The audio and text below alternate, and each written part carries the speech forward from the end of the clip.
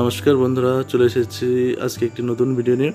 আজকের ভিডিওতে আপনারা দেখতে পারবেন অশ্বত্থ গাছের পাতা দিয়ে তৈরি করা বিয়ের মণ্ডপের কারুকার্য।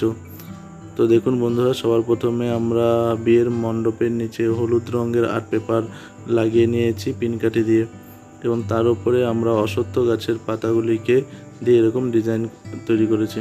অশ্বত্থ গাছের পাতাগুলিকে আমরা রাউন্ড শেপে বসিয়ে নিয়ে তার মধ্যে আমরা পিনকাঠি লাগিয়ে দিয়েছি, যাতে হাওয়াতে পাতাগুলি উড়ে চলে না যায়।